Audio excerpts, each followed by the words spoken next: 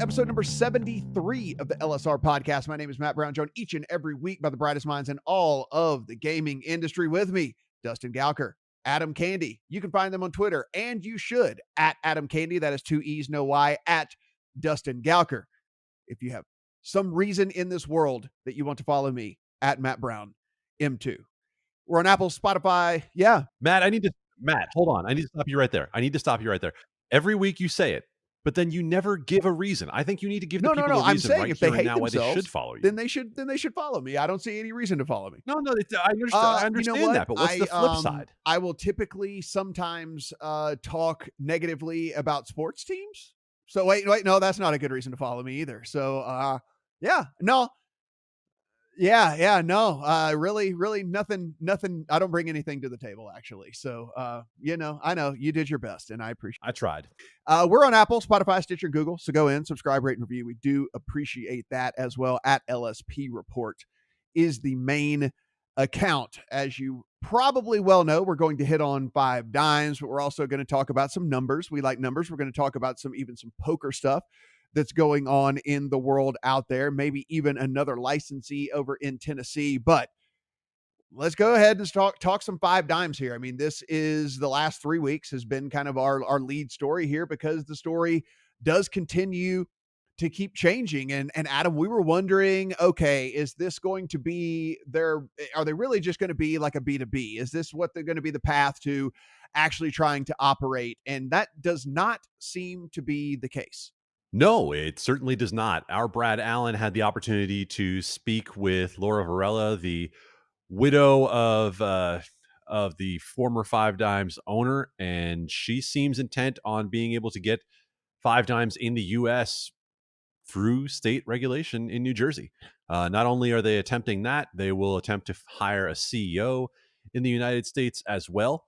So this appears to be a full steam ahead push right now for 5Dimes in terms of getting licensed in New Jersey. Now, exactly how that would work, we still don't know. There are a lot of moving pieces to get to that point, but some very strong quotes from 5Dimes attorney Jeff Ifrah, who basically said, the AGA tried, they're not doing anything. We need to give offshores a shot and bring them into the legal market.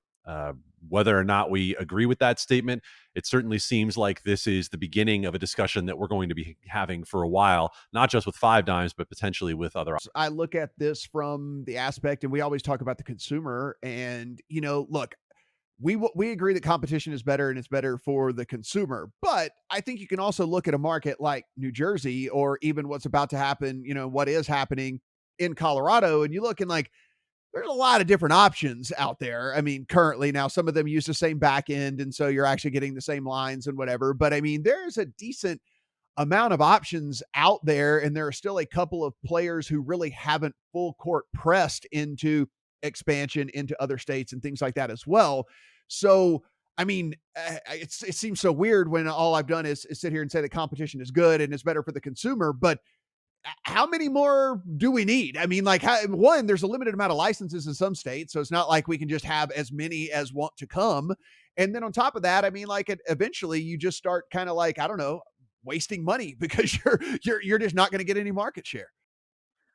Yeah, and there's a lot going on here with the competition aspect of this. Yes, like in New Jersey, there are still available licenses. There are not in other states, or there are unlimited number or a lot left in some other states. So, and then we have, as we talk about ad nauseum on here, there are monopolies where you have no path. So, it's not like 5Dimes can just snap its fingers and suddenly we're in a bunch of states, even if it gets New Jersey regulation, because it needs that deal on top of getting licensed in the state. So there's a lot going on.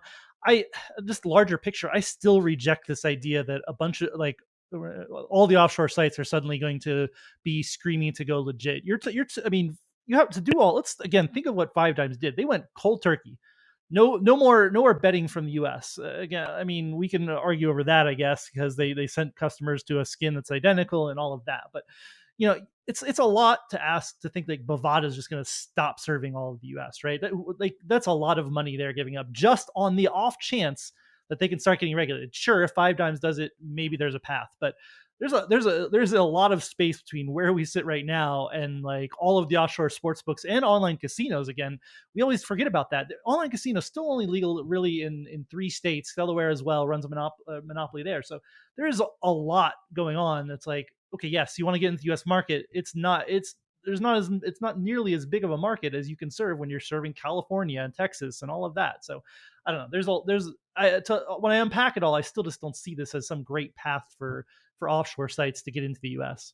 Adam, one of the things that we hear from a lot of people, and I think that again, we need to take a step back and look at this from the big picture here. And they say, well, these guys, they offer better prices and they offer better this and they do this better and this, that, and the other and whatever. Well, when your sole focus is one thing, then I can certainly understand that. When you don't have ancillary costs that come along with all the other things, I can certainly understand why you can offer less VIG or this better product, that. But if you talk about regulation in the United States and coming in and being legal in the United States, it is a completely different animal of how you've done business for the last couple of decades, in several decades. You are now having to go in full court press customer acquisition mode, because let me tell you, people within the bubble know who BetChris is.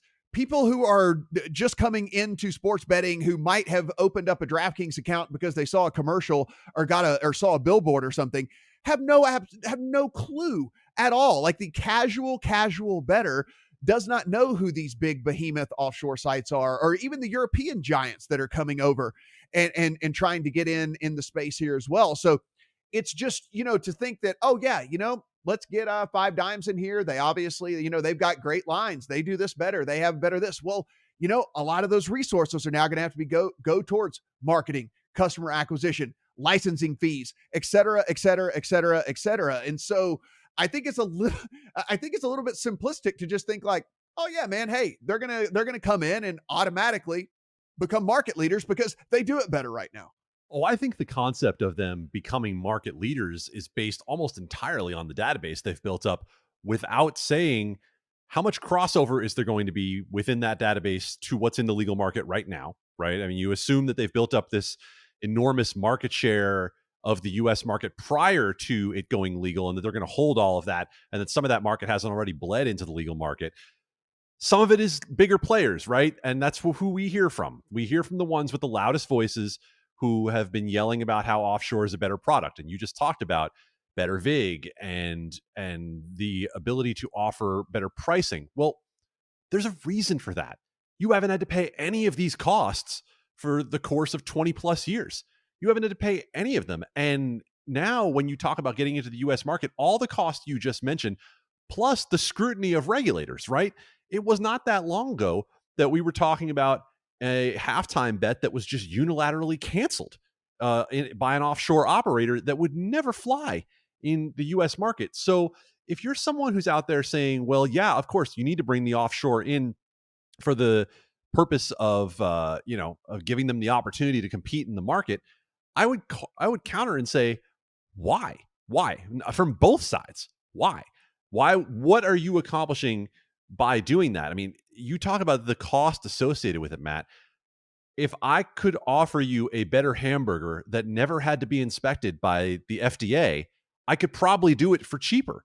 If I didn't have to pay my labor a competitive cost and cover them with healthcare, I absolutely could get that product to you at a lower price. So look, I realize I've bounced around a little bit here in talking about it, but that's because there are so many issues here that don't make sense, that don't add up, that, I think we're a long way away from this making sense on either side. We've talked about on, when you kind of look at all this stuff is whether they would be able to maintain the same business practices anyway if they were able to be legalized here. I mean, you talk about these offering better lines and offering bigger markets and offering, taking bigger wagers and all these things like that. But again, that is sans the $10 million licensing fee in Pennsylvania, the $1 million licensing fee in these other states, the marketing fees that go along with it.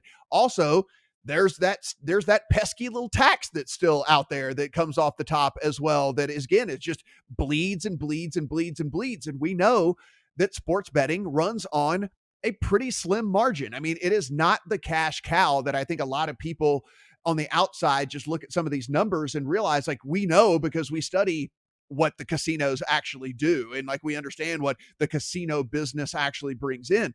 It is literally a complementary product to most of the casinos out there. It is not a primary source of income. That's why you're seeing even the bigger sportsbook brands adding casino games and adding slot machines and adding things like that to their product, because that is where the true money is in all of this. And so again, like, yeah, we keep saying, like, I just don't think they would be able to operate business the same way under what we have in place here in the United States. Yeah, again, I mean, it seems like we're beating a dead horse, but it keeps worth saying, like, you're not paying taxes. You're not. We have the federal excise tax. You're telling me, like, everybody wants to come in and pay 1/4% of their handle to the U.S. government just for the chance to start doing it across the market. So it's I don't know. It's wild to me that we're talking about this. And again, I think 5 Dimes was still in a weird position because I mean, this is not what everybody else would even try to do. We have the feds talking with the widow of the old owner, and the feds claim she was, apart from the operation and is just using the assets. Okay, great. Like, but who else is like, what else are we going to do? Are we going to just is everybody else just going to, like, kind of sell their operation? And I mean, the whole thing, I just don't see how it works logistically either for anyone else. That's the part. Adam? To add to that, Dustin, I think we're losing in the idea of 5 Dimes becoming regulated part of what actually happened here. We're losing the part of the storyline that a federal investigation of 5 Dimes began in 2016 into illegal gambling activity and wire fraud and money laundering, right? This has all been sold to us as, well, now everything's clear, so we can get into the US market because we're not going to be prosecuted for any of these charges.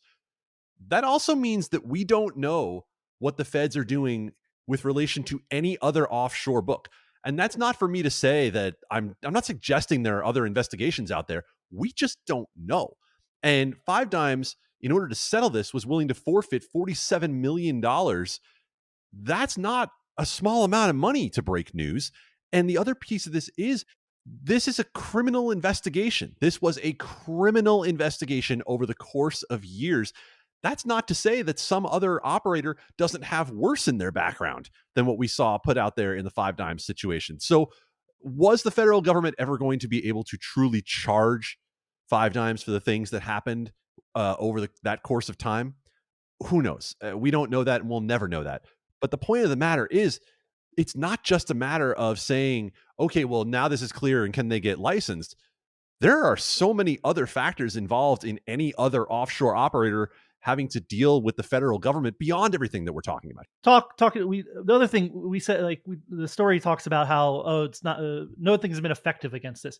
I don't know. I mean, yes, this investigation is going. How hard have we really tried? This has not been, other than the few incidents that we talk about. We're going to get into that a little bit too. But there are ways to stop this. It takes the will to do it, and I continue to maintain, as online gambling gets bigger, that will continue. We've already seen it with New Jersey regulators trying to put pressure on both offshore people doing content about it, doing actually operating. They've tried that. It should take, we should have, state regulators and the federal government working together to what can we do to stop this? Because you're still hamstringing the legal and regulated market until that all goes on. So I don't know. We'll see. The whole thing makes my brain hurt. For people who are saying, "Oh yes, every offshore sports book in the world," and again, got to remember they have casino too. This is not, and that's a way. Even though they're famous for the sports book, and that's what they're selling those people over to table games and slots, and I mean probably more table games because it's mostly male. But it's just a lot of money you have to give up just for the chance to serve a small sliver of the U.S. market. Now we're still only you can get into maybe a handful or more states for sports betting. Probably not getting into you're not getting into Pennsylvania casino. You maybe can get into Michigan or New Jersey for casino, but you're giving up a lot to go try to compete in a market that's already kind of established and has limited entry points. And Dustin, just to kind of put a bow on this, I mean, from a federal perspective, I mean, again, I'm not gonna try to speculate what's going on behind the scenes or something like that, but again, we're in some weird times right now. There's weird things going on. There's a lot of really pressing issues that are going on. I don't know how much the federal government really cares about this now, but that's not necessarily to say that they won't care, a year from now or 18 months from now or something like that. Yeah, absolutely. Who knows what's going to happen? Given if you have another administration with the DOJ, I mean, we have the shenanigans with the Wire Act that have gone on with the current administration and DOJ. Another just want to point out a good piece by Ryan Rodenberg, who's been around this space for a long time, talking about some of the other federal prosecutions of offshore gambling sites, and this has been a change for this looks like it's either a change or just a one-off, because it's a different set of circumstances. If you I don't think that, like, if Tony were still alive, we'd have seen this deal. I don't think any of this would have happened. We'd be seeing or at least not an entry into the U.S. market. This would have been, okay, we'll take your money. We can't prosecute you, but I don't know. I just don't think this whole thing would have gone down the same way. But yeah, from the federal perspective, who knows? But it is like, this is low on the priority list. If the feds ever get more involved with gambling, then certainly that would be good for regulated markets. So, but just the idea that you have to do this because it's that law has been a failure. You have to bring in the offshore sites. I kind of reject that as a premise. And just to kind of reiterate something we talked about last week as well, like, I have heard some other programs out there that aren't really kind of as plugged in on this side of things as we are, who are saying like, yeah, I mean, look, hey, we've got Poker Stars now, we've got Party Poker now. I mean, this is, and like, again, there is a pretty major difference in all that. I mean, we're talking about companies changing hands, changing ownership, sometimes multiple times in all of that. And it's not like, oh, okay, the version 1 of Poker Stars got approved and is now operating legally in the United States. That's not what happened. That's not what's going on here. And so it's not really a comparison apples to apples really at all to kind of say, oh yeah, well, I mean, look, we've had it with these guys, so why isn't the same with these guys? Because it is a completely different case. So again, just to kind of drive that home yet again for the people who aren't, don't know the backstory of some of these other companies and things like that.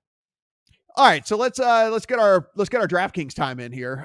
This is what we do here on the podcast each and every week. Has to be some sort of something about DraftKings. And Dustin, we'll start out here with DraftKings and a whole bunch of money, maybe even the letter B in there. Yeah, buy DKNG, right? That's always the goal. But yeah, they're doing another stock offering. Originally, if at market price, it was going to be about $1 billion. They're putting out the stock offering, $52, going to result in $800 million in revenue, not revenue, new money and capital for DraftKings. So even more money for DraftKings to spend and do things with over the next several years as it's growing. It gave us some details of its business. As as we're seeing these public companies, they're kind of leaking a little bit of information early on earnings and before earnings and things like that. Online sports betting handle up 460% over last year. That obviously includes new states that they're serving, but also more than 100% growth in New Jersey. Online casino up 300%. They've obviously opened up in Pennsylvania as well. So these are not oranges to oranges comparisons, but DraftKings, as we talked about, I think last week, there's lots more competition. So having more money sitting around that you can deploy to acquire customers and do whatever you want, and again, pay for all these commercials that we see on the middle of NFL broadcasts, then that's what they're going to continue to do. And Adam, speaking of that competition, is Penn that is out there, and Penn, again, we talked about how that stock just, rocket shipped before they even went live with the first iteration of Barstool Sportsbook. Now we do have Barstool Sportsbook live, looking to go live in a couple of other states as well. And so you do have to wonder, maybe if DraftKings, not necessarily worried about looking over their shoulder, but is at least looking over their shoulder a little bit to see if anybody's coming up from behind. Yeah, I think it would be silly at this point for either of the market leaders, DraftKings or FanDuel, not to be looking behind and seeing who's there. We haven't established much going through the first 24 months of legal sports betting. 24 months plus at this point, time all relative in 2020. But, we see that Barstool has come in with a lot of fanfare and a lot of noise.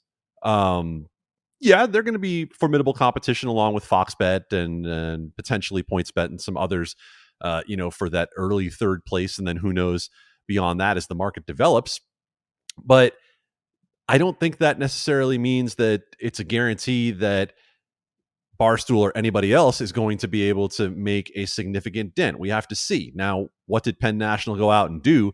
Another stock sale from their end, an offering at $61 a share, where they brought in almost another $1 billion themselves, which I actually find really interesting because one of the primary Barstool talking points has been, we did all this that we've done in our first couple of weeks with no spend.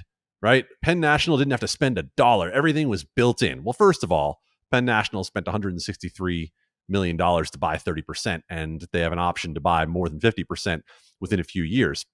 But second of all, this cash raise is a tacit acknowledgement of the fact that you're going to have to go out there and spend some money in much the same way that DraftKings and FanDuel and others have done. I mean, yes, we know from DraftKings filing that they're burning a couple $100 million a quarter in advertising. Well, that's the strategy, right? Get out there early, get out there first, grab people and keep them sticky. Now, Barstool thinks that their audience is plenty sticky in the first place, and they're using more of the model that the Score put out there, that we're going to bring people over from, our more traditional media to where we are now. But I think when you have Penn going out there and raising the same kind of cash that multiple other operators have, that there is some acknowledgement of the fact of like, there is truth in, you're going to have to advertise at some point. You're going to have to spend on promos and marketing, even if you have a built-in user base. And I'll say, I mean, let's dispel this myth that Barstool One is never going to spend on marketing or is spending zero on marketing now. We saw somebody in our Slack channel posted a picture of there's a thing in a convenience store where you get a free hoagie if you sign up for Barstool's sportsbook app, right? And apparently, who knows how many convenience stores this is they're buying billboards, they're gonna buy commercials, they're gonna spend money on all these things. Yes, the initial flow. This is what they counted on, is we can have a bunch of people come in the door quickly. That's not going to continue into perpetuity. You will have to spend money to, one, get more market share, and two, to keep it. As sports betting goes on, it's not going to just be we wave a magic wand and everybody bets at Barstool. That's not how it works. Yeah, I mean, well, all sports bettors aren't between the age of 21 and 27, and I mean, which is like their demographic, so it's like, yeah, eventually you have to reach the people who are over 30 years old, and definitely the people who are over 40 years old. So yeah, there's going to have to be a lot of that. And Adam, you did mention the Score, and I think probably the Score, looking back on all this, will probably regret the decision for not spending money or whatever, because it made really no penetration whatsoever and hasn't. I mean, they are nearly an afterthought. And it was something that we were, at least when it first got announced, were pretty curious about, because I mean, they do have a big following. They do have that app that has a ton of downloads, that has a ton of daily active users, but we have not seen that translated over to them making a dent in this industry. And I think that there can be a lesson learned there, that at the end of the day, there's a reason why your FanDuels and your DraftKings and your PointsBets and everything of the world are spending the money that they are. And BetMGM comes in and says they're going to spend whatever it takes and all of that, because it works. Unfortunately, it works, and you do have to kind of go at it that way. Dustin, so go ahead, Adam. I think, no, just to finish on the thought with the Score, Matt, I think you saw a couple of approaches that didn't work, right? At least early on. The Score decided, we've got all these users, we're going to convert them. Well, they haven't converted that many of them, but they will tell you that about 75% of their openings have been conversions. So there was some truth to it, just not nearly enough truth to it. And I think the other approach that didn't work was the legacy casino companies thinking, we have names that everybody recognizes, we're going to throw open the doors and not have a great product and not do a lot of marketing, or at least, customer marketing. And that didn't work either. I mean, it turns out Ad Blitz, along with a little name recognition built up through DFS and email addresses through DFS, has worked out pretty darn well so far. That doesn't mean it'll work in the future, but and now we've got Jamie Foxx telling us to download the BetMGM app. So that's how far we've come. I mean, that's how far we've come. Jamie Foxx standing out in front of the fountains at the Bellagio, and then the thing goes off and he's like, download BetMGM, and people are like, damn it, I think I will. You know what? Jamie Foxx just told me to, and yeah, I'm definitely gonna do that. Dustin, so we talked about the Illinois saga. Everyone that's listening to the podcast knows what's going on there, but we did at least get our first kind of like look into some real numbers that are coming out of there since they had the, open registration. Yeah, for this is for August. We just got the numbers for August. It's October. I don't know how these reporting is so slow, but we just now got it. So $140 million in handle in Illinois, which is a lot. That's already close to putting it. Could already be seeing Illinois as the third or fourth biggest market in the U.S. With a very short run up on the online side.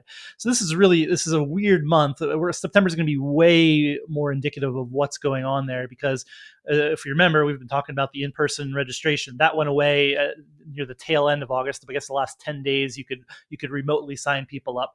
So and then the big one, Bet Rivers, which has a casino there just outside of Chicago, accounted for 80% of the total of the handle in the state. So that's they were open for remote registration for a while before it got rescinded, and now it's back. DraftKings, again, opened up for maybe 10 days with remote registration in the state.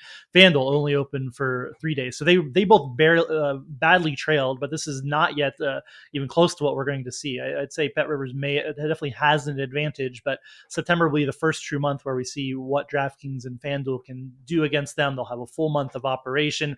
Obviously, NFL season has started, so that will be, they were maybe not doing as much of a push in that state just as it came online, but certainly going for people for the NFL season. And as we talked about on this podcast, DraftKings was doing all sorts of things in Illinois and Chicago to get eyeballs on them. So it'll be really interesting to see. But obviously, top line number 140 million in handle in Illinois is a pretty big number already. Adam, those September numbers, I'm going to go ahead and make the prediction that they are going to be staggering. I think we are going to look at those September numbers coming out of Illinois with the remote registration, with the start of football season, with everything that was going on. And I think we're going to go, wow. Numbers are going to lead to a legislative fix that keeps remote registration forever. That doesn't require the 18-month waiting period. I think legislators aren't going to be able to ignore what's happened. And frankly, the cat is out of the bag at this point. Like, you're not going to get it back in when it comes to the remote registration. DraftKings and FanDuel have the advantage that Rivers and everybody else feared. So, you're pretty much done with trying to monopolize the market in that way. And keep in mind, when we see those September numbers, I agree, they're going to be huge. And you're only going to have 5 operators in mobile at that point, right? I mean, what this market can become is still going to be just a drop in September. So it's going to be enormous, and I do think it's going to lead to further action.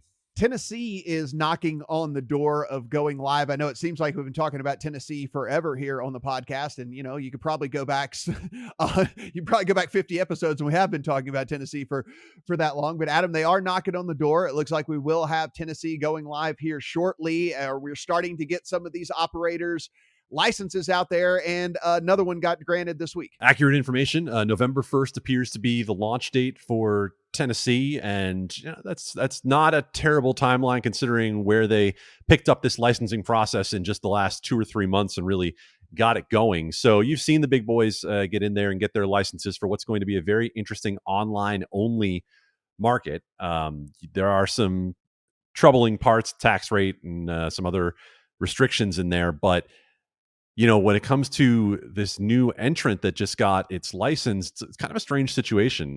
Tennessee Action 24/7 is, the operators of it have not been involved in sports betting in the past. They've had other business interests, and they seem committed to only operating in Tennessee.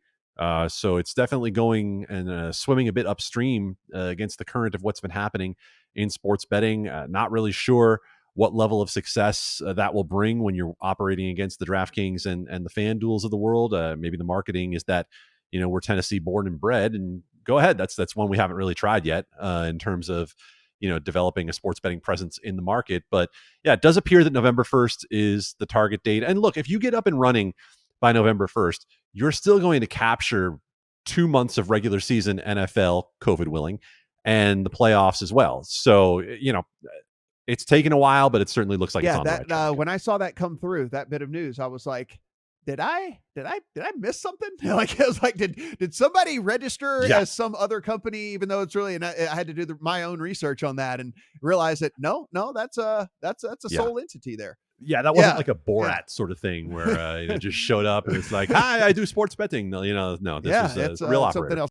I mean, we've talked. And if Maine ever passes that law, we're going to have our own sports book, right? We're going to have the LSR sports book and pay $2,000 and do it, right? We will have the worst app for sure. Yeah. Yeah. We will have the worst app for sure. Like our technology is going to be garbage. Like, there's no doubt about that. Me and Adam and Dustin do not know how to code very well / at all. So it is going to be terrible. We might only offer like a couple games a day, but like, we'll do what we can. Baby steps, right, guys? And none of them will be in the U.S. It'll all be Korean baseball. We'll try to, we'll go after the niche market. That's what we'll be doing. Cricket. Yeah. That's our specialty will be cricket. All right, Dustin, close us out here. We got some stuff over at our sister site, Online Poker Report. Yeah, a couple interesting items. William Hill recently added online casino in New Jersey. As we know, William Hill has been finally really getting into the game in online sports betting. Adds casino here. Will be adding casino in Michigan as well, presumably. Has an access deal there. So it's casino games from Will Hill. And this is, again, as we know, Caesars agreed to buy William Hill, and this is all part of it now. So interesting to see how that develops. News at both Online Poker Report and PlayNJ.com. And then a bit of poker news out there for the poker folks who still hang on out there.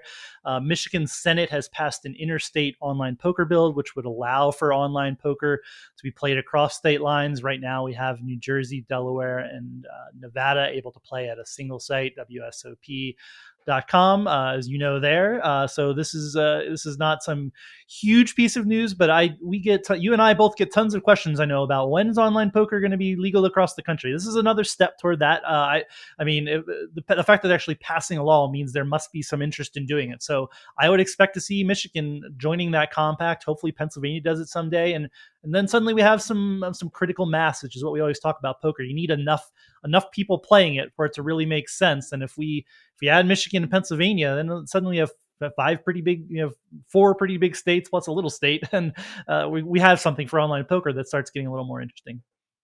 Yeah, I mean, that would be, my dream obviously would be for something like that to happen, because right now it's tough to play. I mean, it's just, with especially considering the time difference, right? So yes, we have a deal with New Jersey, but obviously they're 3 hours ahead of us. And so, like by the time I'm done with work and then you try to go and you go to play, you're not really getting the New Jersey crowd, I mean, it's way into the night and it's way late over there. And so it is real critical to kind of have all these guys, come in and try to do something like that. So yeah, I mean, that'd be really neat. And like you said, I get questions still, constantly to this day about when this is actually all going to go down and all that. So we will follow that. But again, head over to Online Poker Report, both of those stories over there as well.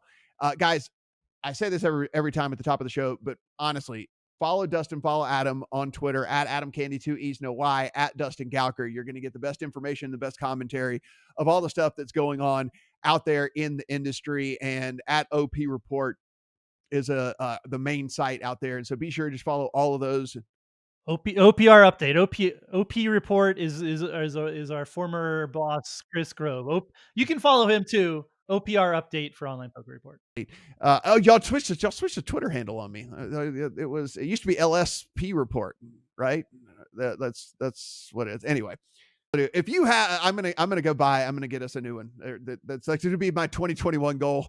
So I'm gonna get us a new Twitter handle for the site. But yeah, guys, be sure to check out everything over at LSR. Again, we are working around the clock over there to make sure that you know all of the news that's going on in this crazy industry through these crazy times right now, because things is changing by the day with everything. So we will keep you updated on all that. For Dustin, for Adam, I'm Matt. Talk to you guys next week.